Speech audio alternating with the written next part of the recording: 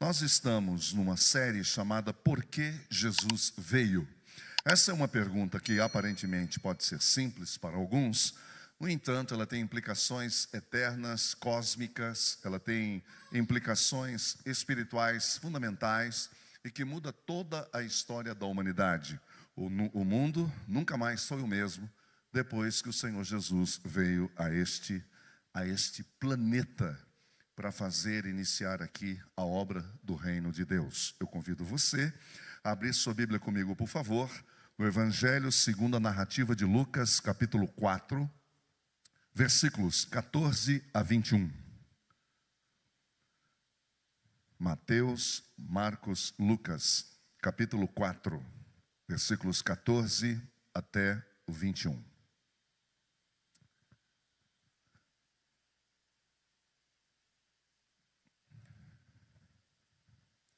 Jesus voltou para a Galileia no poder do Espírito, e por toda aquela região se espalhou a sua fama. Ensinava nas sinagogas e todos o elogiavam. Ele foi a Nazaré, onde havia sido criado, e num dia de um sábado pela manhã, entrou na sinagoga, como era de fato o seu costume. E levantou-se para ler, uma vez que foi convidado como um cidadão ilustre daquela pequena comunidade. Levantou-se para ler. E foi-lhe entregue o rolo do profeta Isaías. Ele desenrolou o rolo e encontrou o lugar onde está escrito: O Espírito do Senhor está sobre mim, porque Ele me ungiu para pregar boas novas aos pobres. Ele me ungiu para proclamar liberdade aos presos e recuperação da vista aos cegos, para libertar os oprimidos, e proclamar o ano da graça do Senhor. E então ele fechou o rolo, devolveu ao assistente e assentou-se. E na sinagoga, todos tinham os olhos fitos nele. E ele começou a dizer-lhes, palavra profética, ele estava dizendo: hoje se concretiza essa palavra profética. Ele disse: hoje se cumpriu a escritura que vocês acabaram de ouvir. Vamos orar mais uma vez. Espírito Santo, a tua palavra já está inspirada, ela é inspirada por ti. O que nós precisamos agora é da iluminação do Senhor. Espírito de Deus, ilumina nossa mente, os nossos olhos, unge os nossos ouvidos e abre o nosso coração, para que a tua palavra possa vir e fazer toda a diferença. É o que te pedimos em nome de Jesus. Amém. O Espírito do Senhor está sobre mim, porque Ele me ungiu. Ao dizer isso, Jesus, obviamente, como homem, o nosso Redentor, ele tem essa consciência profunda de estar contínua e ininterruptamente debaixo do controle do Espírito Santo, o qual ele foi batizado apenas dias antes, no Jordão, na região de Betânia, por João Batista. Quando ele ali é batizado, todos sabemos, o que acontece? Quando ele sai da água, o Espírito Santo, em forma corpórea de pomba, pousa e permanece sobre ele. Não apenas pousa, mas ele permanece sobre Jesus. E uma voz se ouve do céu: Este é o meu filho amado, em quem me comprazo. Neste meu filho, o único, porque Deus tem apenas um filho, foi gerado por Deus, por obra do Espírito Santo, no ventre de uma virgem, de uma menina, entre 16 e 17 anos, ao máximo. E esta menina gerou, então, o Filho de Deus. Então, filho gerado por Deus, nós só temos um. Agora, filhos criados e adotados são milhões por toda a terra. Amém? E nós fazemos parte desses milhões, milhares e milhares. Nós fazemos parte de tudo isso. O batismo veio sobre o Senhor de um modo ímpar, de uma forma imensurável, de uma plenitude, humanamente falando, absurda, incompreensível, que não dá para medir. Portanto, Jesus está cheio do Espírito Santo. E dali ele é levado, ele sai do rio, da água, e é levado para o deserto da Judeia. E lá no deserto da Judeia ele é tentado. E agora o interessante, que se você ler no capítulo 4, não é? Ao início, por favor, você que está com a sua Bíblia física na mão, observe comigo, por gentileza. Veja o que está escrito em Lucas 4:1. Olha que coisa interessante, é por isso que eu estou fazendo essa afirmação, porque o texto diz o seguinte: Jesus, cheio do Espírito Santo, que lembra-se, a pomba veio, pousou e permaneceu sobre ele. Ele voltou do Jordão e foi levado pelo Espírito Santo ao deserto da Judeia. E depois, o que aconteceu? Ora, onde ele foi tentado pelo diabo durante 40 dias. Agora volte ao versículo 1, por favor, e observe isso. Cheio do Espírito Santo, ele está cheio do Espírito Santo. E o Espírito Santo que o leva ao deserto. Então nem sempre os desertos que eu e você enfrentamos é coisa de Satanás. É coisa do diabo. Há desertos que podem estar sendo promovidos pela Trindade Celestial. Louvado seja o nome do Senhor. E ninguém tem que temer deserto aqui que está sendo conduzido pelo Senhor. Quando você está sendo conduzido pelo Senhor ao deserto, há toda a segurança. Você está nas mãos do Todo-Poderoso, que tem o controle de tudo. Então o meu papel e o seu é apenas descansar e procurar entender o que o Senhor está querendo falar comigo aqui, em meio a esse deserto. Quando nós observamos esse texto, atrelado ao texto que nós acabamos de ler, fazendo uma referência ao Antigo Testamento, fica claro e óbvio que Jesus, homem, Jesus de Nazaré, ele é dirigido e controlado pelo Espírito Santo. Dito isso, nós também precisamos ser dirigidos e controlados pelo Espírito Santo.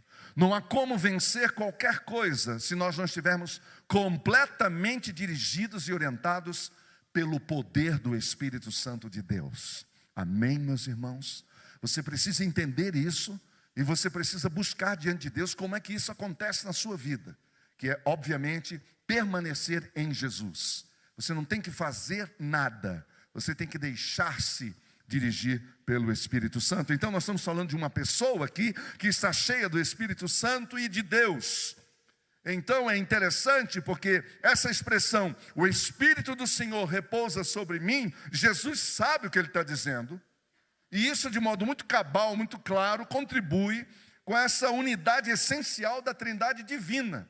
Sim, porque ao dizer o Espírito do Senhor, quando fala do Senhor, está se referindo ao Pai. É a linguagem usada no Antigo Testamento para se referir à pessoa do Espírito Santo. Ele é o Espírito do Senhor, é o Espírito do Pai. Então você tem a presença do Pai, do Espírito e a presença do Filho. E aí ele diz, ele me ungiu, ele derramou sobre mim a sua unção. Ora, Jesus de Nazaré, ele é o Cristo, que quer dizer, para o grego, o referente a Messias no hebraico. Então ele é o Cristo, ele é o ungido propriamente dito, ou seja, falando de modo apropriado. Esta é a identificação perfeita, ele é ungido. E aqui quero deixar claro que as Escrituras não abrem exceção. Há apenas um ungido. E esse ungido é o Senhor. Os demais, todos nós recebemos a unção que vem de Cristo, que vem do ungido. E isso me coloca ao rés da cruz, exatamente no mesmo piso, no mesmo nível do que todos os homens e mulheres que confiam no Senhor e que permanecem no Senhor. Ninguém é melhor do que ninguém, ninguém é mais ungido do que ninguém. Dá para entender o que eu estou falando? Não existe gente mais ungida do que a outra. A unção é uma só. A mesma qualidade de unção que estava sobre Jesus é a mesma que está sobre mim e você.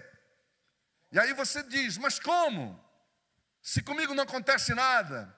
Então aí que está a viagem para dentro. É aí que nós temos que perguntar: Senhor, o que acontece comigo? Eu por acaso estou obstruindo, entristecendo o teu espírito com as minhas palavras, com as minhas atitudes, com as minhas ações? E como Cristo ungido, Ele é o verdadeiro e único sumo sacerdote. Aqui você precisa prestar atenção nisso. Não são os pastores que são seus sacerdotes, isso não existe. A nenhum pastor, a nenhum padre foi dado autoridade pelo Pai de ser sumo sacerdote, porque Ele enviou o seu Filho perfeito para ser o sumo sacerdote. Nenhum de nós, homens, tem estrutura para ser o sumo sacerdote, ou o sacerdote, ou te apresentar diante de Deus. Isso é uma figura, uma falácia religiosa. Isso tira o brilho do ungido. Isso, de alguma maneira, descolore, ele torna cinza uma coisa que é fundamental nós entendermos, que é Cristo como nosso sumo sacerdote, o verdadeiro sumo sacerdote. O único profeta, este sim é profeta, que tudo que ele fala se cumpre. E tudo que é cumprido, ele já falou de algum modo. E o verdadeiro e único rei. Então aqui para os estudantes de teologia já entenderam, estão os três ministérios de Cristo identificados aqui nesta fala. De modo cabal e perfeito, Jesus abrange todos os três ministérios em uma única pessoa. E é isso que nós temos que entender, ele foi ungido para isso. No Antigo Testamento, os reis eram ungidos. No Antigo Testamento, os sacerdotes eram ungidos. No Antigo Testamento, os profetas eram ungidos. Aqui, o ungido, ele toma para si os três ministérios.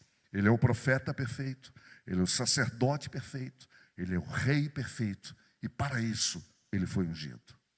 Amém? Segundo lugar, por que Jesus veio?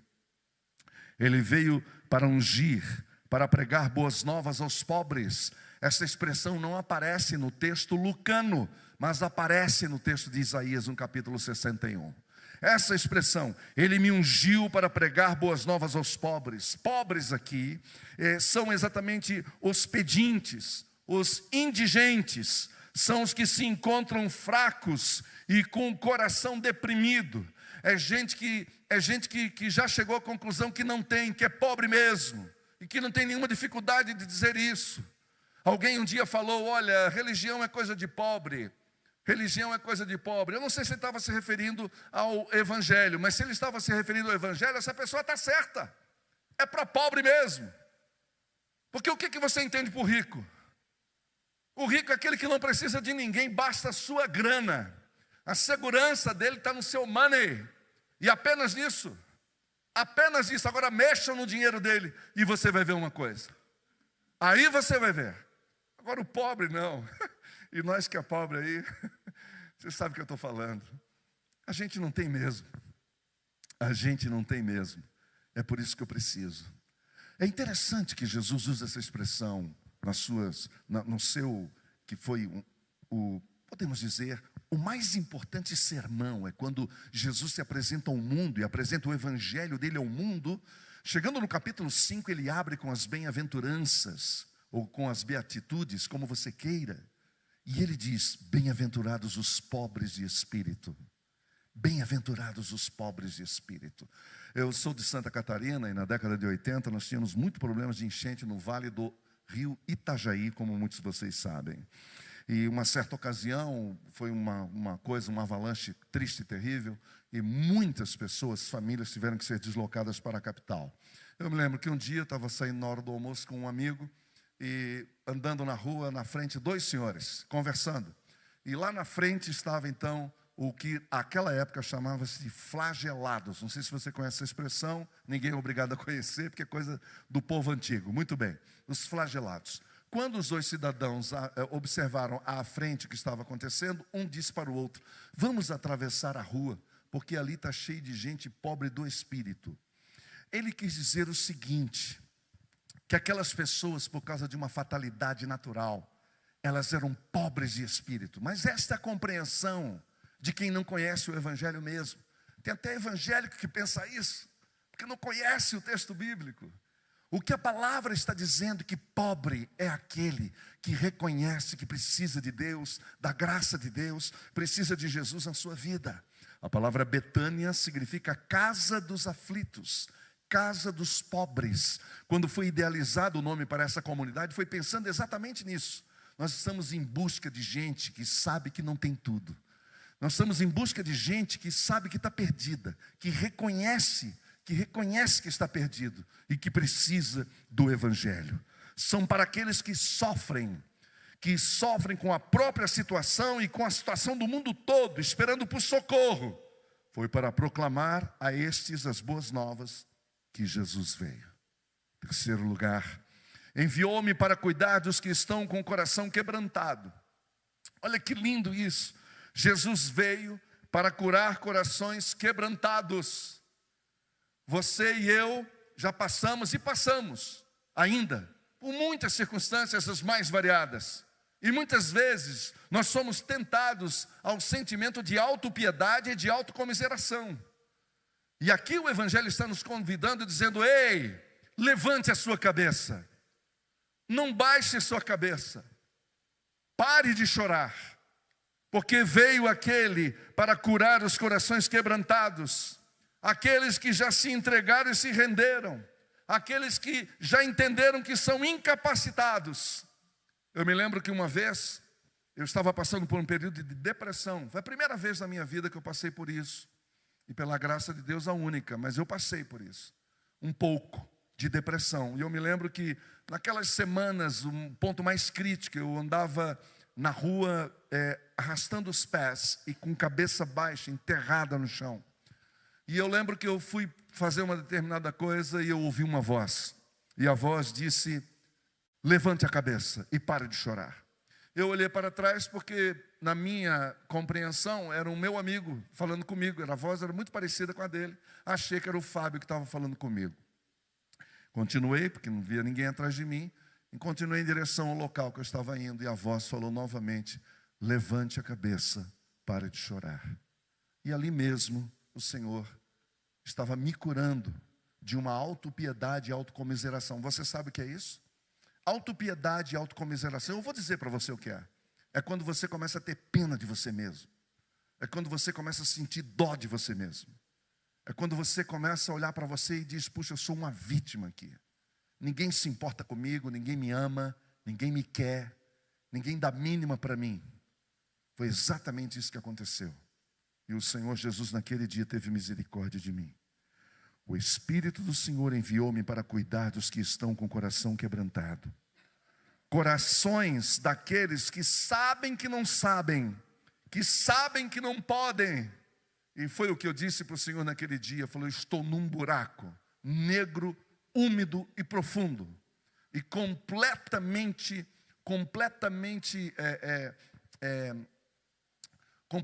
escuro, não estou enxergando absolutamente nada. E então aquela voz foi aquietando o meu coração. Eu saí dali, fui para minha casa, tomei um banho, depois de 5 dias, que eu não tomava banho. 5 dias, eu não tenho nenhuma alegria em contar isso, nenhum orgulho.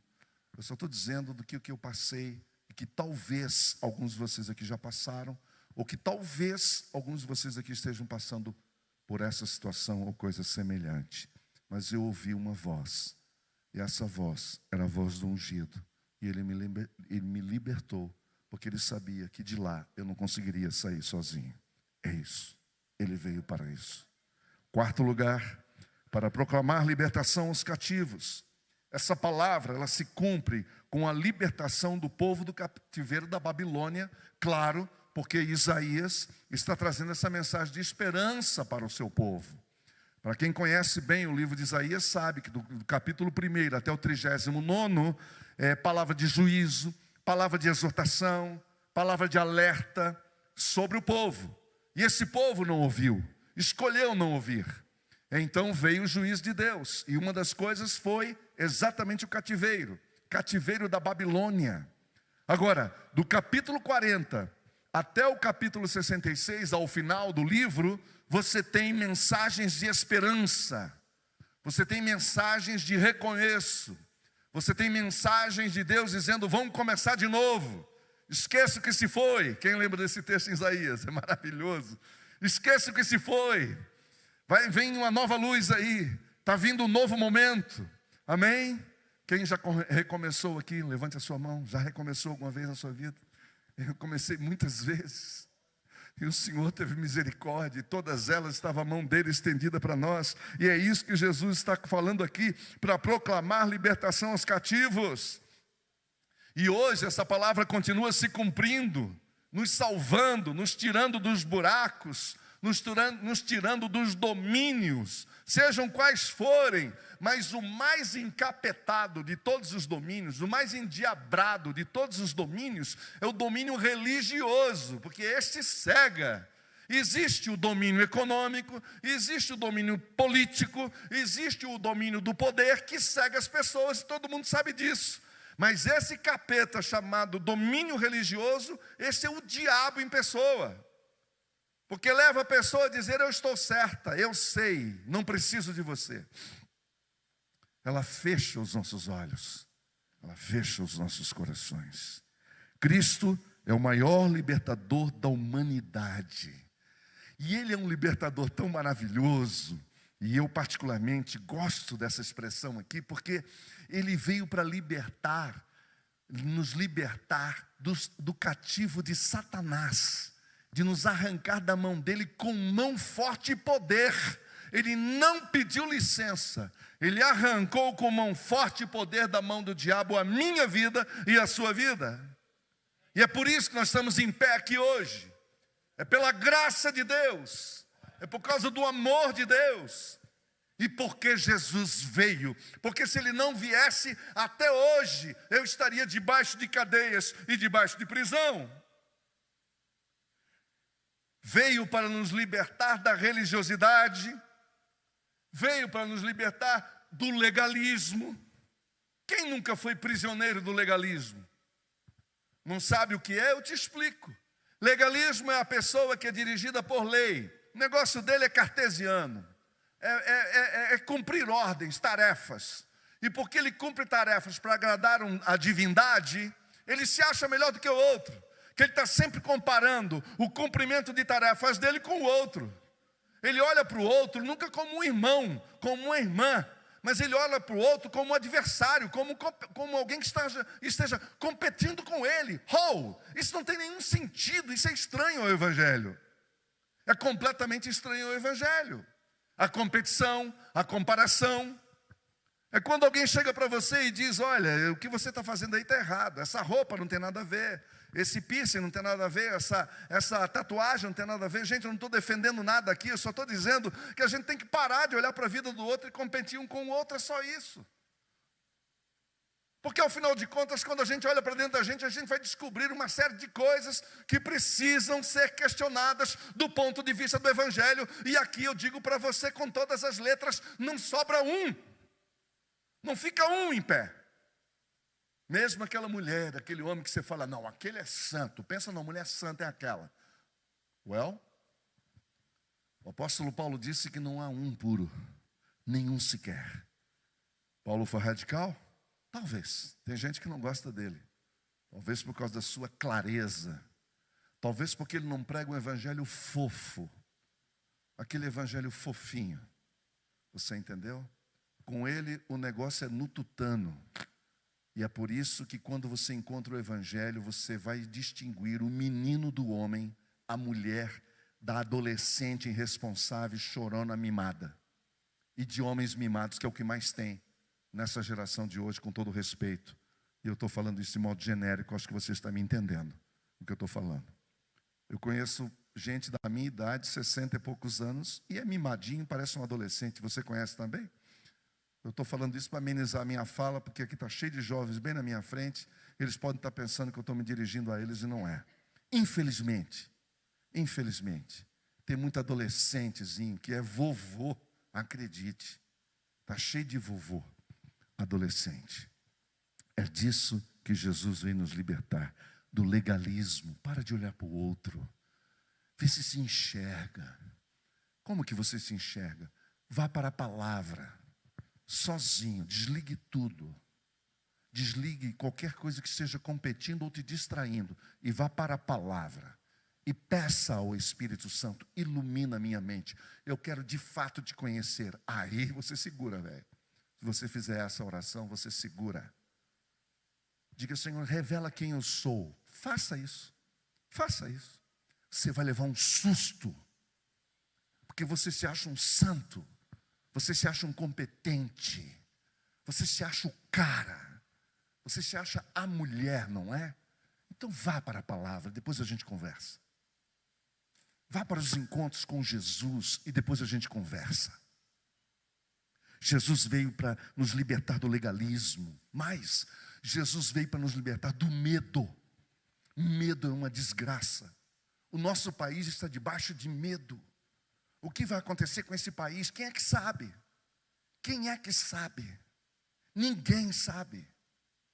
E é assim. É por isso que eu preciso confiar em Deus. Aqui temos médicos hoje de manhã e eu vou falar uma coisa com bastante cuidado. Quando eu vou orar por alguém que vai fazer ou submeter uma cirurgia, eu digo a essa pessoa, olha, nós louvamos a Deus pela medicina, pelo conhecimento humano e acreditamos nos nossos médicos, na nossa ciência. Porém, nós só confiamos em Deus. Nós damos um voto de credibilidade para o conhecimento humano, mas a nossa confiança está nas mãos de Deus. Confiança, fé é só no Senhor. E aí o medo vai embora. Jesus veio para nos libertar do medo. Medo de ser comparado, medo de ser rejeitado, medo de não ser aceito, medo de ser ridicularizado, medo da vida, medo da morte, medo do vizinho, medo do amanhã, medo de ficar pobre, como me disse uma senhora, com os olhos aflitos, olhando para mim. E eu tive que me segurar, porque pensei, meu Deus, eu conheci o histórico dela. É uma pessoa muito bem de vida, não precisava temer, mas ela tinha medo de ficar pobre. Você está entendendo o que eu estou falando? Você está entendendo por que Jesus veio? Medo da ganância. Jesus veio para nos libertar da ganância, que é o outro oposto. Da ganância, do eu quero mais, eu preciso de mais. E de todo tipo de controle, todo tipo de controle. Nós pastores, nós somos especialistas nisso. Agora você vai levar um susto. Você acha que a gente aprendeu isso no seminário? Não, ninguém ensinou isso. Não existe essa matéria.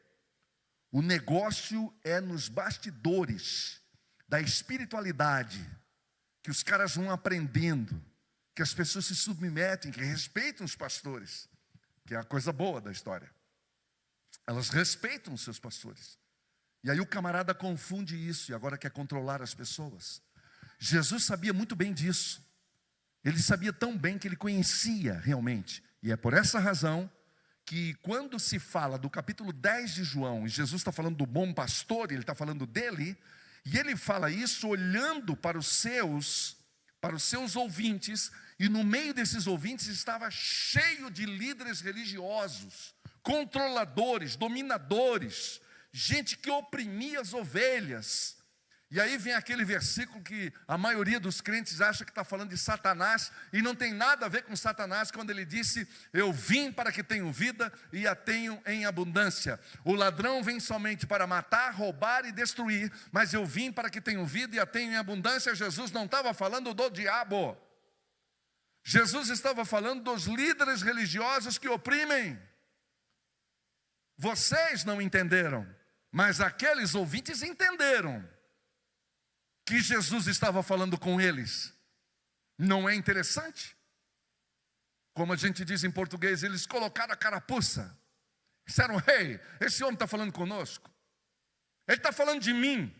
Mas é isso que a palavra faz. Ela denuncia. É isso que a palavra faz, ela revela. É isso que o Espírito Santo faz, ele convence. O Espírito Santo estava batendo no coração daqueles homens.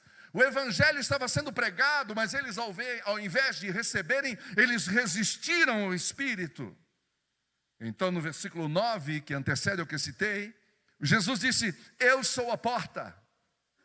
Quem entra por mim será salvo. Entrará e sairá e encontrará pastagem. Agora observem comigo, por favor. Preste atenção para ter sentido o que eu estou dizendo. Por que eu coloquei esse texto? Por causa desse argumento. Jesus olha para os líderes religiosos bem à sua frente e diz: olha, eu sou a porta. Quem entra por mim será salvo. Porque ele já está afirmando aqui que quem não entra pela porta é ladrão, é salteador. E Jesus está dizendo: eu entro pela porta. Só que ele estava imaginando uma porta de madeira, pelo amor de Deus. E Jesus não está falando de porta de madeira. Jesus está falando de uma porta feita por mãos de Deus e não do homem, que é a porta do coração. Ele entra a porta. Ele entra a porta. Ele é a porta enviada pelo Pai. Mas ele sabe que para entrar no coração de alguém, essa porta precisa ser aberta, cuja fechadura está pelo lado de dentro. E é interessante isso, porque é uma participação divina, mas também é uma participação humana. Então o Senhor está ali batendo a porta. E quando ele disse isso, aqueles líderes ficaram raivosos. Eles ficaram rosnando igual a Rottweiler. Eles estavam bravos, porque eles sabiam que Jesus está falando sobre eles. E aí Jesus então dá uma palavra de esperança para aquele povo. É como se Jesus estivesse dizendo: e quanto a mim, que sou pastor e não mercenário como essa turma que vocês estão ouvindo, ele disse: a pessoa que entrar por mim, ela entrará, mas ela sairá e ela encontrará pastagem. Você não vai entrar num calabouço, você não vai entrar num sistema religioso, você não vai entrar numa seita. Você vai entrar para ter comunhão comigo e permanecer em mim. Quinto lugar, para proclamar a restauração da vista aos cegos. Sim, Jesus veio para proclamar a restauração da vista aos cegos, pois ele disse: eu sou a luz do mundo. Vamos juntos, que esse texto todo mundo conhece, como dizia a minha professora de escola dominical, de cor e salteado. Vamos lá? Eu sou a luz do mundo. Quem me segue não andará em trevas, mas terá a luz da vida. É isso que Jesus disse. Quando Jesus abriu os olhos aos cegos, ele estava trazendo luz para eles. Mas mais do que curar um cego, estou me referindo a Bartimeu, Marcos 6, 46, 52, eu estou me referindo a João 9, um cego de nascença. Mais do que curar a cegueira física, o Senhor Jesus quer curar a nossa cegueira espiritual. Foi para isso que ele veio, para nos transportar do império das trevas para o reino do Filho do seu amor. Aleluia! Glória a Deus! Um dia eu estava escravo no império das trevas, mas o Senhor me arrancou com mão forte e poderosa de lá e me trouxe para o reino do Filho do seu amor, que é um reino de luz, é um reino de paz, de alegria e de amor. Ah, se Jesus não tivesse vindo! Ah, se Jesus não tivesse vindo! Nós estaríamos lá ainda. Sexto lugar, para pôr em liberdade os oprimidos. Eu sei que o mundo político amaria que Jesus tivesse alguma posição, seja para a esquerda ou para a direita. Mas isso nunca foi intenção, nunca foi prioridade. Jesus nunca quis tirar o poder de ninguém. Isso nem os discípulos do seu tempo entendeu, muito menos os da atualidade, que estão sempre dando um jeitinho para trazer Jesus para o seu lado político e ideológico.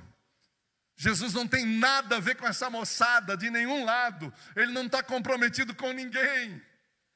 Jesus não vai ser salvador de ninguém. Ele não vai salvar a esquerda, ele não vai salvar a direita, ele não vai salvar ninguém. Ninguém que está apaixonado, ninguém que está dominado e controlado por esta visão míope, pequena e apequenada do Evangelho com relação ao ministério poderoso de libertação do Senhor Jesus com relação aos oprimidos.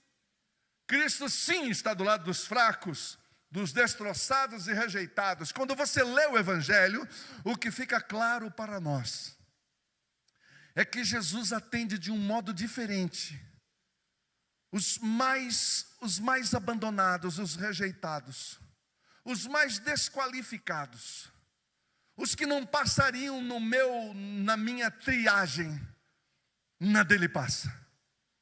Jesus tem essa atenção, esse olhar maravilhoso. Quanto mais destituído de qualidade, quanto mais destituído de poder, de influência, mais atenção ele dava. Ninguém tem dúvida disso, mas daí associar a qualquer visão socialista, comunista, capitalista, imperialista, seja do que for, nós não podemos fazer isso, porque senão nós vamos estar reduzindo o Evangelho. Eu vou falar uma coisa clara para vocês aqui: o Evangelho está acima de toda cultura política, econômica do mundo todo.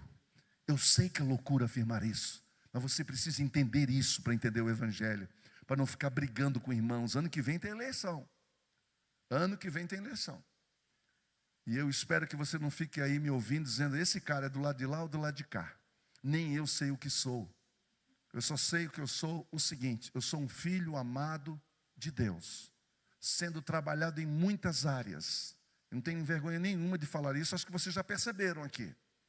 Entendeu? Mas eu sou um filho amado de Deus, com fragilidade, com dificuldade, com áreas que precisam ser tratadas. E o Senhor está me tratando. É só isso que eu sou. Só isso. Porque eu já estive nesses meandros todos que vocês imaginam, e só me decepcionei. Só me decepcionei com pessoas, só me decepcionei com partidos, só me decepcionei com posições político-ideológicas, só me decepcionei. Eu não tenho 100 anos, né, gente? Mas eu lembro da abertura desse país, a chamada abertura, como assim queira. Você entendeu? E eu me lembro que eu votei num camarada achando que eu estava votando numa coisa e estava votando na outra. Mudou assim da água para o vinho. Eles fazem isso todo dia. O negócio deles é outra coisa, não é povo. Jesus ama as pessoas. Jesus ama pessoas. E posso falar uma coisa que eu já falei aqui várias vezes: Jesus não está de olho no seu patrimônio. Amém? Ele acaba com a gente, né? Ele não quer o teu patrimônio. Ele não quer saber da sua conta bancária para cima ou para baixo. Não quer. Ele quer você. Ele quer você. Liberdade aos oprimidos. Sabe qual é a pior opressão? Eu te falo. Você sabe qual é a pior opressão? Eu te falo. A pior opressão é aquela que você não vê, aquela que você não se enxerga. Jesus veio nos salvar de tudo isso. Agora, muito para além da questão social, está em jogo algo ainda muito mais profundo. Você acha mesmo que o pai daria o filho por uma questão político-ideológica na cruz? Você acha mesmo que o pai mandaria o filho apenas para tirar Israel da mão de romanos? Não! Ele mandou o seu filho ao mundo para reconciliar o mundo consigo, o mundo todo. Quem fala isso é Paulo. Semana que vem nós vamos falar sobre esse assunto. Ele tem o ministério da reconciliação, foi para isso, mas é o mundo todo. E não foi por causa de uma questão ideológica, seja para lá ou para cá. Trata-se da opressão e ameaça interior, satânica e demoníaca, que precisa de poder do alto, de toda a autoridade que está sobre todas as autoridades.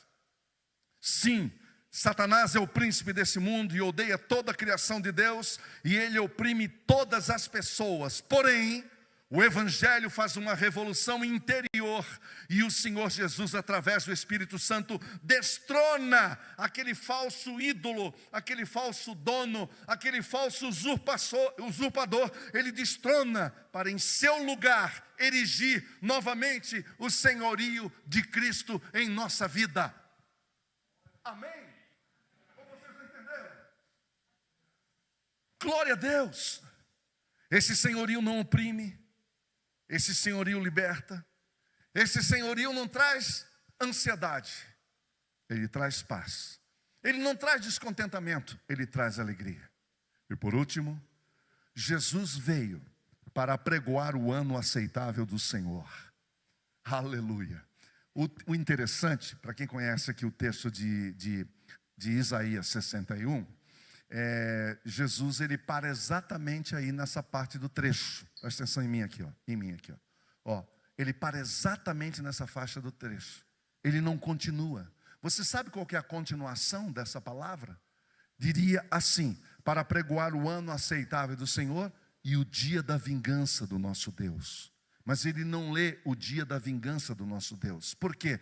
Porque o seu ministério terreno veio para esta missão, para inaugurar a era da graça, a nova ordem de Melquisedeque, o reino de Deus, onde não há um ungido, onde não há um sacerdote, onde não há um rei, mas um reino de reis, um reino de sacerdotes, um reino de profetas. Isso é maravilhoso, é diferente de tudo que aconteceu.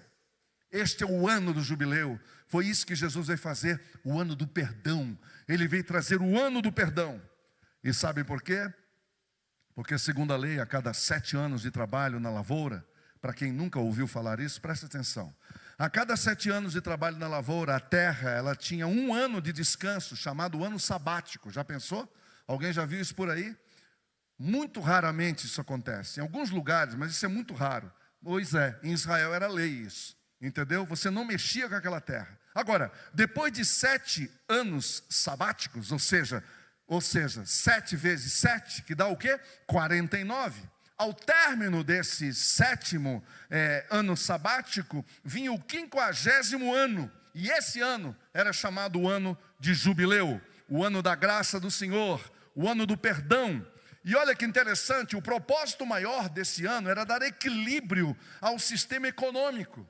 E sabe por quê? Porque os escravos eram libertados e devolvidos às suas famílias. Mas a propriedade que havia sido vendida era devolvida, olha, aos primeiros donos dentro daquele quinquênio. E todas as dívidas eram canceladas dentro do quinquênio. Isso é maravilhoso. Alguém pode dar glória a Deus para isso? Jesus veio para anunciar o ano do jubileu ao mundo. Ele veio para dizer para você: minha filha, você está perdoada. Você está livre. É tão forte isso, que Jesus nos deixa livre, inclusive para não segui-lo. Ouça, isso é tão profundo, que o Senhor nos deixa livres a este ponto, de nos deixar completamente soltos. Quer me seguir? Venha. Ninguém é obrigado. Ele disse: permaneça em mim e eu permanecerei em vocês.